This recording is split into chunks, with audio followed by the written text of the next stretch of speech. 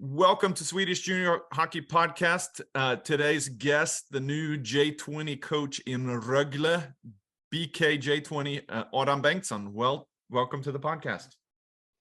Thank you so much. Nice to be here. So we were chatting a little bit before we hit record, and I know that you have. Let's start a little bit about that because I know you had to put your son down a little bit. Yeah, he had to go away for a few minutes now while we're recording, because otherwise it would be much noise in the background. Yeah. Tell us a little bit about your family. Well, I live in Ängelholm, where Rogle is located. I'm playing, and I'm born and raised here. Been here for almost my entire life, and my girlfriend also is from the area, and we have a little son together and a little mini dash hound. So it's a full house here. How old is he? Your son? My son, he's 1.5. Oh, great. Awesome. Well, so let's start geographical lesson as we normally do. Ängelholm, where Rogle is located. How would you describe it? Where is it? It's almost as far south you can come. We have I think one hour approximate to Copenhagen, maybe a little bit more. So we're pretty close to Denmark and down in the south. Yeah. So I grew up in Leksand, so we're going to, of course, have the Leksand moments in here. We'll start with famous players from Rogle. What comes to your mind of famous players other than Adam Bengtsson? Yeah, he's not that famous, I think. But no, I would say first to come to mind for me is Bengtsson, someone I watched a lot growing up. And also when he came back, I was around, I think, 13, 14. So when he came back from the Islanders to play in Allsvenskan with Rogle, that was a big thing. So I think that's the first name that pops up for me. Yeah, I was going to say, so I'm cheating a little bit. I have Rogle's Wikipedia page up. Kari Erolanta, Jonas Bergqvist, Heinz Ehlers, Jens Nielsen, and Jonas Nordqvist. What's the common denominator? Oh, you're going for the Leksand thing? I had to pull a little bit of Leksand moment in here. Actually, and Uffe Sterner, maybe. I know, maybe not. No, probably not. But when I was growing up, so I'm 48 now. When I was growing up, Eloranta, Bergqvist, Heinz Ehlers, Jens Nielsen were all playing in Leksand, and I knew of Jonas Bergqvist. I mean, he's been pretty. He's probably other than Bengtsson, probably the most famous player that come out of Rogle. Yeah, and then also Kenny's brother, of course, Jürgen, but he's spent most of his time in Färjestad, so that's why the connection isn't the same as with Kenny, I think. Yeah, then there's these other two twins, Henrik and Joel Lundqvist, is listed on here, but I don't know. Yeah, they were here. They were here I think 2 or 3. Actually, my dad coached them when they played here in Rogle. Okay. So for him, it's important to say that they have been playing here. Oh, that's great. Actually, Jonas Nordqvist, I played with his brother a long time ago. Niklas, which is Jonas' older brother, was on my team when I was 12, and I remember Jonas when he was playing with tape balls in the locker room. So that's my little Jag mötte Sally, or no, I met, what's the what's the saying when you know somebody famous? So anyway, so I wanted to, I had a little suspicion here about, so let's start with a little bit about your background, your playing career. Your dad was a coach there in Rogle.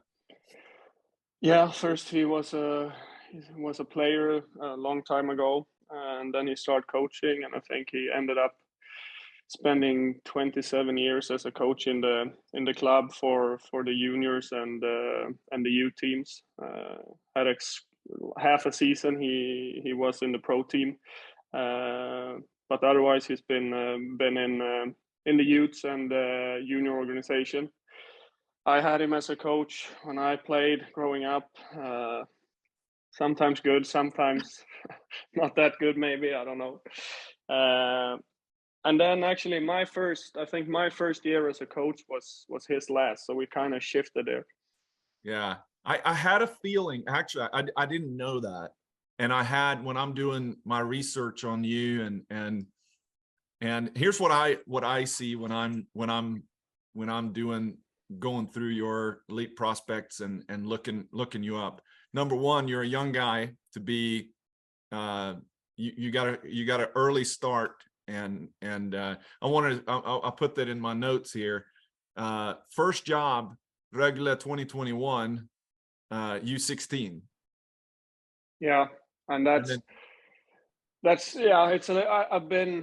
was my first my second year as like a full-time coach, and before that I spent 3 years working on the side and then having the hockey as well. So but yeah, and then so 2 years U16, 1 year J18, regional and national, and now the new J20 coach. And my first impression was, wow, that's a fast ascent to a national, J20 national, one of the top teams in the country.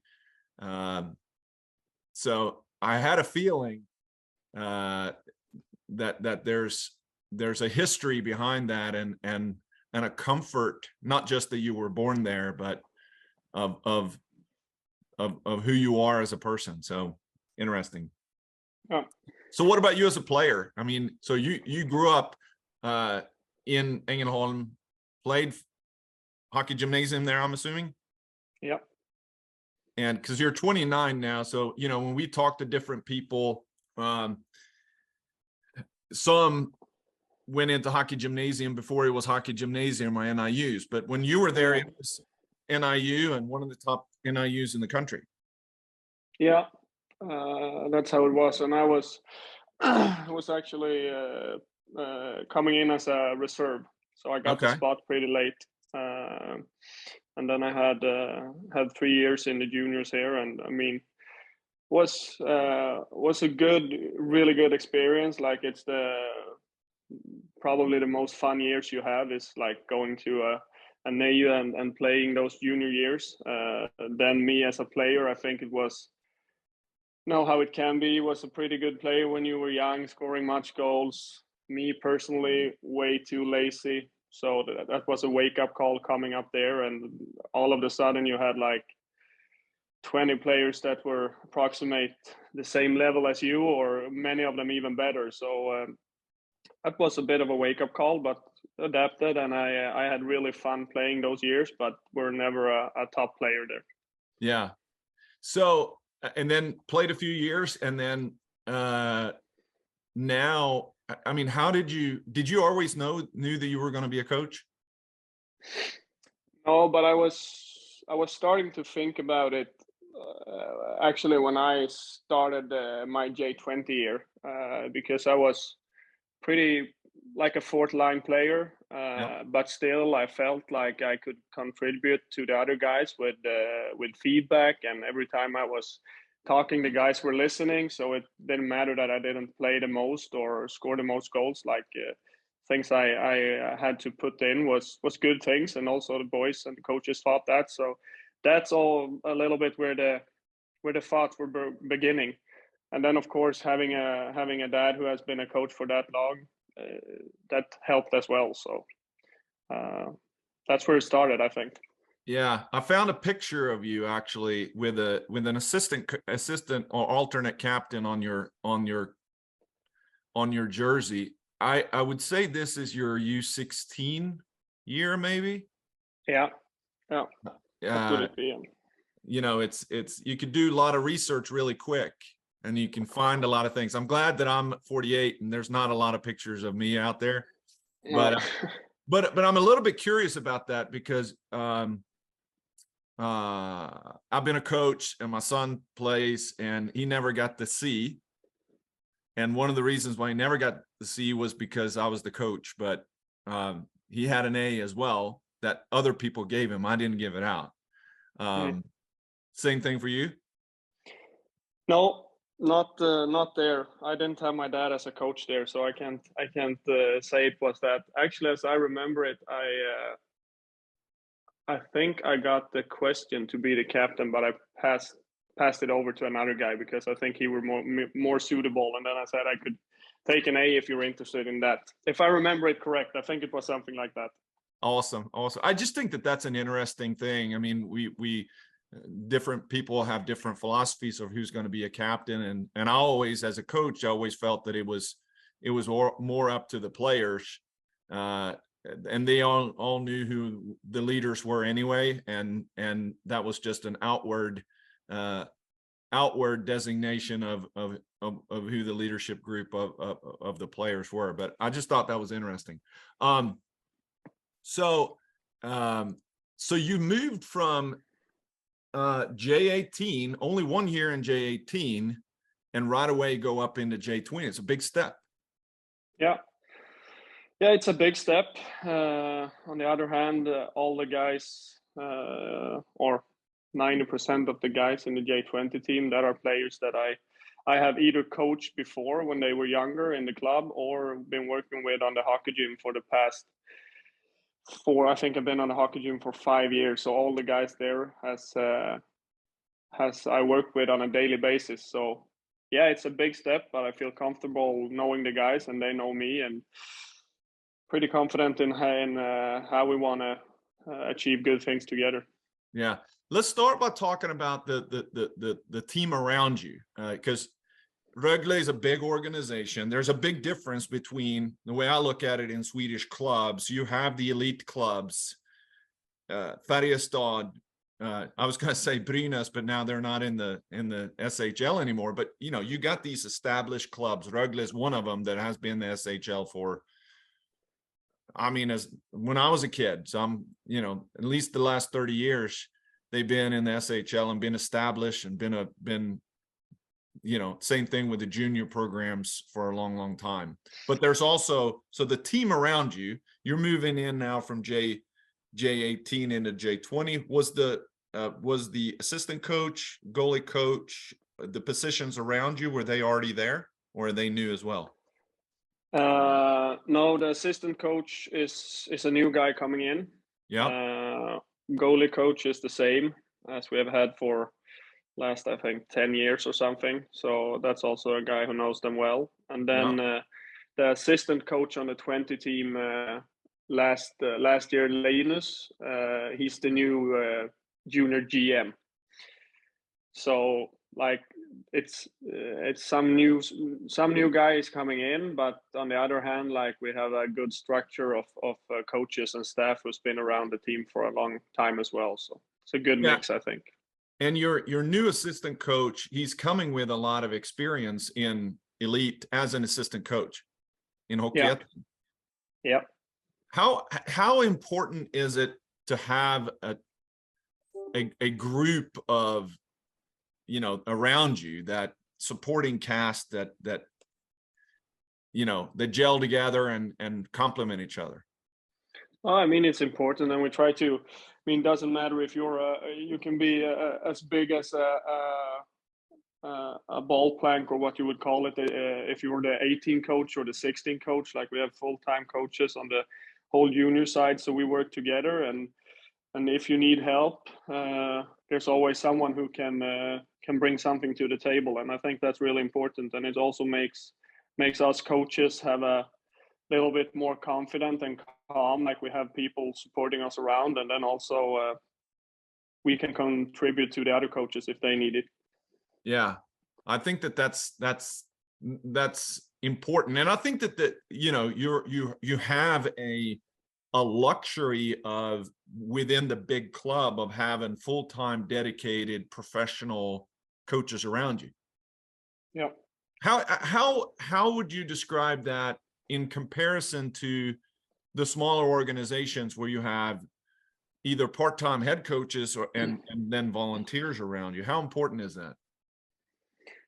I mean, I think it's, as you said, it's a bit of a luxury, but at the same in the same way, I think it's important to, in the long term, creating confidence and calmness around the players. Like we're working, same coaches working with them in the morning, same coaches working with them in the evening. We have time to sit with them during breakfast or videos. We don't have any other job that we need to be at, so we can put all our energy and all our time into the players. And I think for them, that's a huge thing.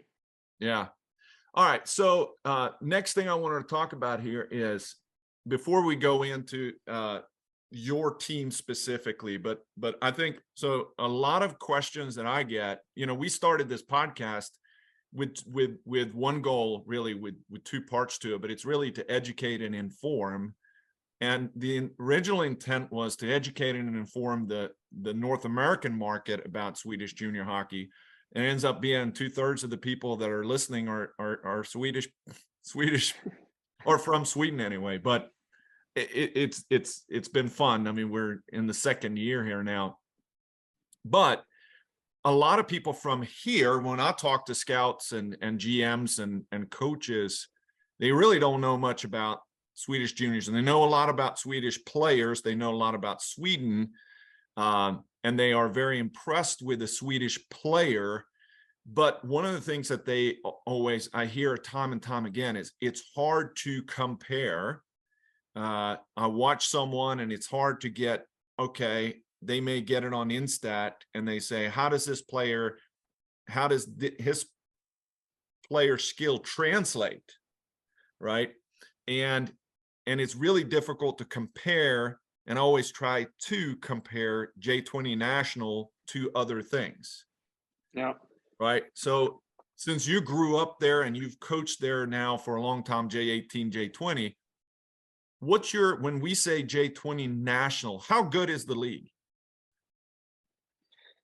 I think skill-wise, it's a really good league. The high-paced game that is played is sometimes really impressive. On the other hand, sometimes there are a bit lack of understanding for the game. Maybe some guys plays too fast for their own best, and I think that's the most challenging thing now. If I compare it from playing myself and looking at the guys coming up in the juniors now, I mean, they outscore us in skating, in technique, in physics status, and everything. But I think there are not that common that almost every guy has a good playing sense. And I think growing up, that was the thing that maybe our generation had a little bit easier for, having the natural playing sense by doing many different sports, playing a lot of spontaneous hockey out on the fields and stuff like that, watching a lot of games. So I think the J20 National is a really good league and high pace league, good skill league. We need to. It's not bad, but I think we can do better in developing the player in their playing sense. Yeah. What about the physicality? That's the other part that I hear. There's two things that I hear of Swedes coming into USHL or even North American Hockey League that I hear is the compete level sometimes is lacking, and the physicality is sometimes lacking. Where do you see that? When I say that, how do you react to that? I mean, it's hard for me to compare as well because I haven't seen those league myself that the players are ending up in. But I think I can only talk for like how we try to do it in our club. And like, I would say that one of the best things that we have is the compete level. Every day with players coming in wanting to get better and really grinding to try to go and aim for their goals. But I can understand, and then I also like the physics part. Yeah, sometimes we would like players to be a little bit more physic. Then also it's a little bit of a different type of game played here than it is in the American League. So hard for me to say, really. Yeah, I I think that is the biggest takeaway for me when I talk to people is that you can't really compare, and I think that because the rink is different, the style is different, the strategy is different between the two. The question really is, it's more about the individual and asking, does this person have what it takes to be able to pivot into a new role or a different playing style, and some of that, or a lot of it, isn't necessarily the physical parts or the skill-based parts of the hockey player, but it's the mental makeup. And are you willing to get into the dirty areas? Are you willing to be ruthless as a player? That sounds really bad, but yeah, but I understand what you mean, and I think not only on the ice but off the ice as well. Like we talk about, like sometimes we need to really go deep in that cave you have inside your head, where it's dark, where it's cold, where it's not fun to be, but we need to be there sometimes to pushing the edges. And that's, I think, is more the mental aspect. Of course, it's individual, but I think you can help them push those limits a bit. All right, so let's stop right there and let's peel the onion a little bit on that subject. So compete.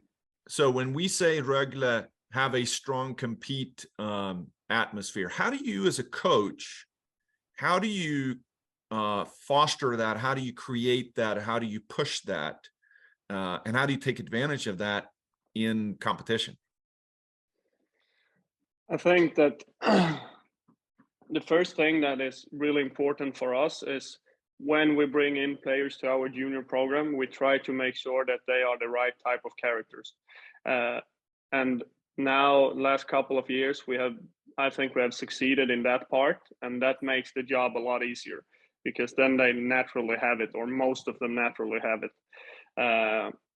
But then, of course, we try to always make it a good thing to practice extra. It shouldn't be something someone's making fun of, or thinking that he's a try hard or whatever. So like we've gone from players maybe 6-7 years ago thinking they were cool sitting drinking coffee instead of go up and doing some extra in the gym, whereas today we're like out in our shooting tent, you always hear the pucks out there, you see someone go up to the gym, someone sits on the bike or go on the extra ice, and I think that creates an atmosphere where players want to feel that I don't want to be any worse than the other guy. And then all of a sudden the wheel starts spinning, and then you have players without us coaches telling them, doing extra stuff all the time. That's pretty cool to see. That's awesome. Talk about recruiting next. One of the things, so for J20, in years past, it seems like that the J20 team, in order to compete, Rögle's J20 has had a history of bringing in people from the outside, last year juniors, to fill spots to compete. Is that still the philosophy? Or I mean, you have what do you bring from within and go up from J18? I'm looking at your roster now, and I think, like, on Elite Prospect, there's 8 06s listed on there. So those, there's a lot of kids that are coming in from within. Yeah. No, I think, like, as you say, now it depends a little bit. Of course, we're always looking, can we get good players in and have a good last year within our organization, or even where it falls out really well, like it did with Bengtsson last year, coming in from Djurgården. Was the plan to play a lot in the 20s, maybe be up with a pro team a little bit, and then see where it goes, and then he takes a spot straight away and contributes in the pro team. So he didn't play that much J20 with us, but of course, if there's an opportunity and we have a place to fill in the squad, we're always out looking for those kind of players. But on the other hand, as it is right now, we also feel really confident in the guys we have. So I think it's a mix of what you have and what's on the table, and then of course, it's also a little bit how does it look in the pro team? Yeah. How important is that? I mean, in terms of it's a little bit different. I mean, your role in J20, how important is that for the pro team? I think it's really important because it's where we want to bring up players every year, getting a contract, and that's the last stop before going into our pro team. So the importance of the J20 coach and the pro team coaches having a good working environment and knowing what demands the pro team have on the 20 players and good communication in between. I think that's really important. And the last couple of years, that's been working really well in the organization, and that's also led to players getting some contracts. Yeah, that's the other part about this conversation I think is interesting is how hard, I think I mentioned this earlier and we were communicating, how hard is it for the player to make it into the SHL from within? Of course, it's hard. There's not that many spots, and the level up there being sustainable in the SHL, one of the top leagues in the world. So, I mean, it demands something from you. But on the other hand, I think, I mean, if we look at the last couple of years, also the numbers with the guys going from the J20 team and signing those contracts and contributing the pro team, and also signing NHL contract, gets drafted, I think that also shows that we have the opportunity in our organization to go the whole way up to the pro team, and that's also something that creates a hunger and a feeling among the players that it's not impossible. The shot is there. It's just you need to take it, and then you need to have some luck and take the opportunity when it comes. But as I said, like now we've had continuously players going up, signing contracts, and taking a big spot in the pro team. So it's hard, but the chance is there, of course. Yeah. If we look at last year, how many of last year's age outs, so the 03 birth years, moved on to play in the SHL? Just so we can have a feel for it. Yeah, I think we had Engström. He was coming in late within our team, so but still he signed a contract. Then we have Oscar Pettersson, who is a 04. We have Marco, who is a 04, who played even the year before that and got a contract. Felix Nilsson been up a lot with the pro team last year.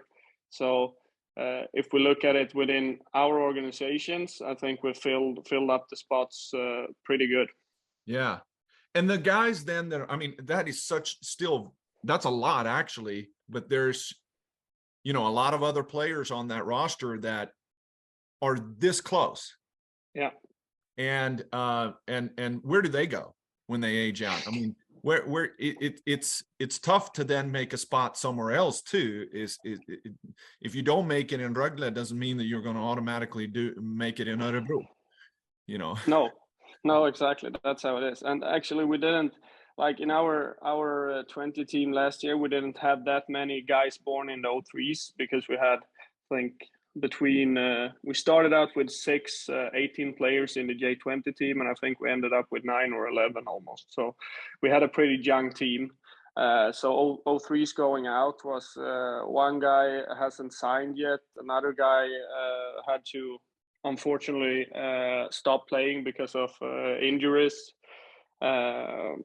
So it's a little bit like the stats for that is not how can you say, not how it usually looks, because we had so few 03s in the last years. Yeah. So if we're looking at this year's roster, you mentioned Oscar Pettersson is already drafted by Ottawa, and I guess already signed a deal, NHL contract, and is on loan, what I understand. Yeah. The chance of him playing a lot in J20 is probably not great this year. No, he's not going to play in the J20, I think. He's listed on your roster, but I'm sure that It's he's not on your lineup card. no.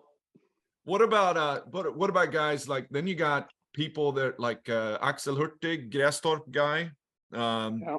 that I know a little bit of. I actually watched him play last year in Falun when they had the national camp there. I was home in Sweden. Big guy, played on the national team. Yeah. Probably maybe getting drafted here. Who else on the on this year's draft or on the draft board? You have, I think, Felix Nilsson. He's gonna be picked, I think, pretty high. And then we have some other guys that can have a chance for the draft as well. And then some of the guys in the 04s are born late in the year, so they're not going from until next season.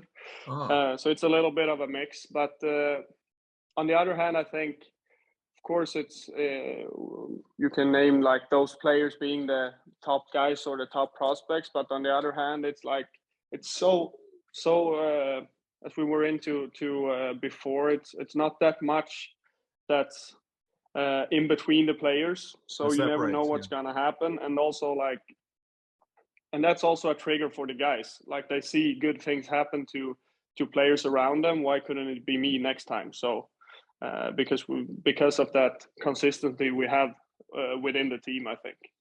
So I'm interesting too, because of your background and your experience of you've been there and not too long ago. How do you influence that? You got A type personalities that have a pretty strong desire. These guys are elite athletes at a young age. How do you take your experience, and not as a group, which is a different thing, but an individual basis? How do you see your role in influencing their ability to take that extra step? Well, for first of all, I say to the guys, like, don't, like, you have either 3 or 4 years in this program, and don't be as stupid as I was, not doing what you could have done. So that's something I bring to the table, and an experience from me, that I was way too lazy. I probably wouldn't have been that good of a player, but I never hit my roof because, Yeah. and that's something I try to give them.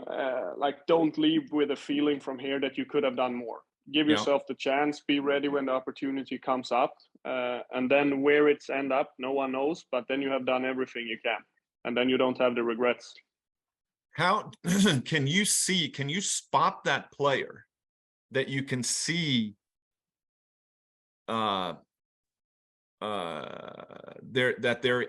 there's more that the player doesn't, either not utilizing or doesn't believe in, or what it may be?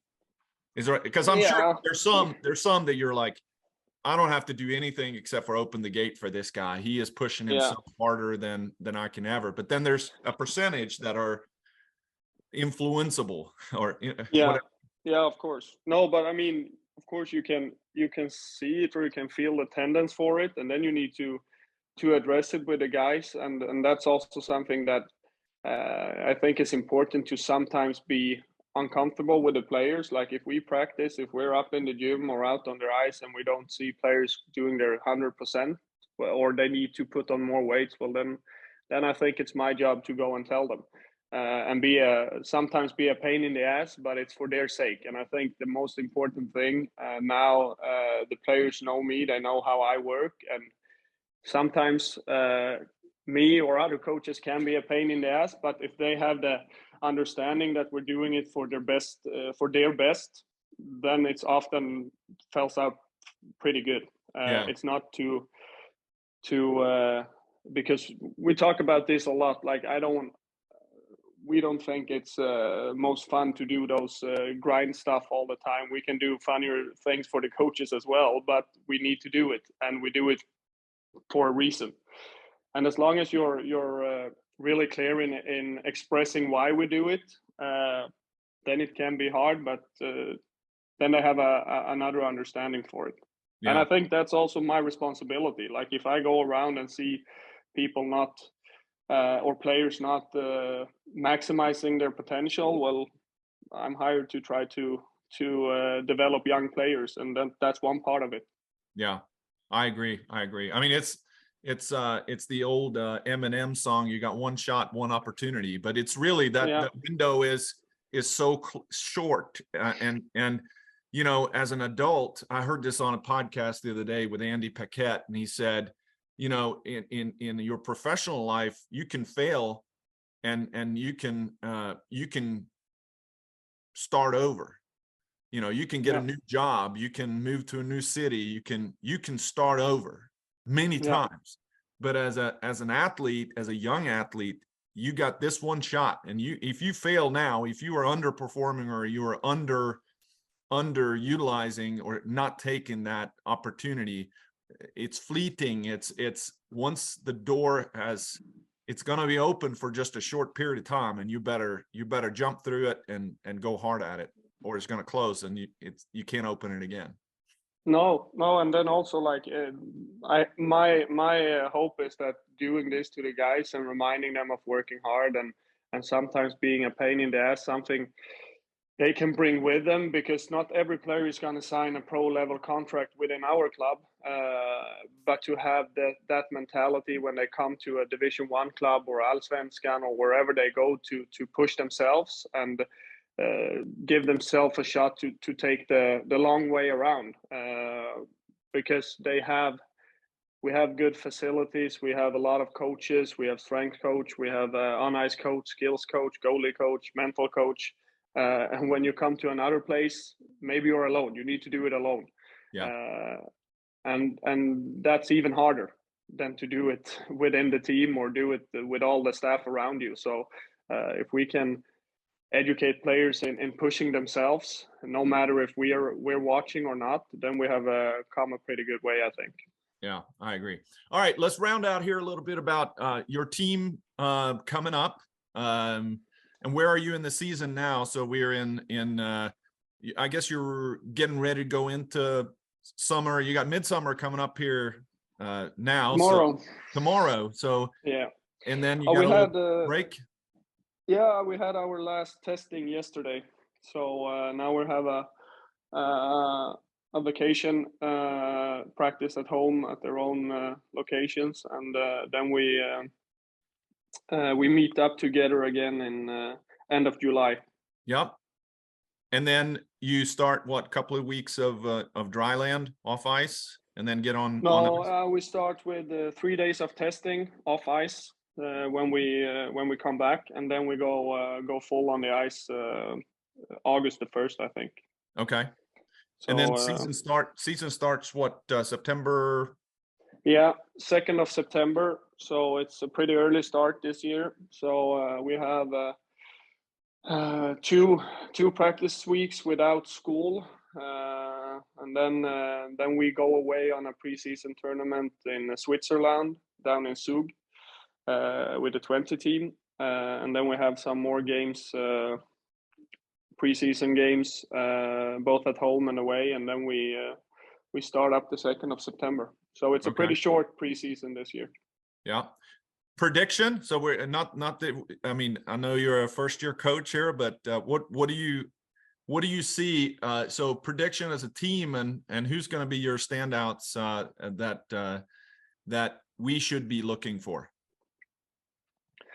Well, the predictions is like we always have our aim set to get in the top 5 positionings. That's what we should do to play the top 10 series after Christmas. Also because that's the best way to educate them is playing tough games. So that's what we're going for as usual. And then I think we have a lot of good guys this year, both second years and first years. So it's hard to say, but of course, Felix Nilsson is maybe the one that I get the most questions about right now. But we have really good players on the squad, both on the forwards and the Ds, the goalies. So hard to say. Yeah. Who's the one that people are should be talking about, but they're not? Who's the dark horse out there? Yeah, I don't know. I think that will Reveal show itself. Yeah, it will reveal itself when we go on, and I think that there could be some scouts or other guys who's watching our games and can get some really good players to look at that I hadn't expect from the beginning. Yeah. It's so cool. It really, this is what's so great about Swedish junior hockey is it is an opportunity to be taken. There is limitless, there's no, everybody starts with a blank slate and everybody there's no limits to where they can go. No, and I think that's important, and that's something that we try to work a lot of. Like we have, of course, the things that are non-negotiable that everybody needs to do, and then within those frames, then you can be creative and try to stand out. And everybody has the shot to do it. And as you say, new season coming up, it's a blank sheet, and then it's always fun to see as a coach as well, guys that has had a good summer and matured a bit, that's coming in really hard that you didn't expect. So yeah. All right.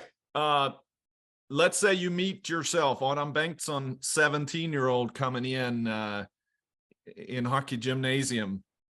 What do you tell him that you didn't know then that you know now? What's your advice when you sit next to him and nudge him and say, hey, here's what you really need to know? stop whining and start running. Yeah. No, Good I don't know, advice. but I think that it's my advice to myself would have been, I think, really think through if this is really what I want, then I should prepare myself in the best way possible, even if someone tells me or nagging on me or not, because we can try to, we as coaches, we as a staff, other players around, we can try to help as much as we can, but when it comes to it, if you don't have it yourself and the mental aspects and prepared to sacrifice some things to try to be the best, then it's never going to work out. So I think it would be that. Yeah. All right, here's the last thing, and I didn't tell you this ahead of time. I need to get better at this. We've got a new partnership with Target Aid that is a fundraising platform. I'm going to send it to you to see if there. I don't know if Rogle already has a Target Aid initiative out there. If you do, then we will do our best to kind of put it up on our Target Aid platform and share that. I don't know if you're familiar with Target Aid, but No. It's a fairly new digital platform for fundraising for youth organizations in sports, not just hockey. And we want to partner with each guest. And if there's a charitable side that you want to put initiative of, even within Rogle or outside of Rogle, then we want to help with that. And we do that through targetaid.com. So they're not a sponsor of the podcast, but they James Reason was a guest before, and I feel really strong about using this platform with people to share things that they believe heavily in.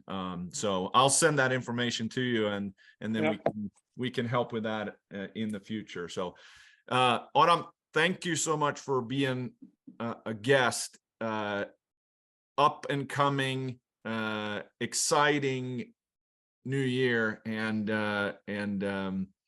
we will see how it goes, and we're gonna wish you the best of luck, of course. Thank you so much. Thank you for having me. All right, thanks. Fan vad bra.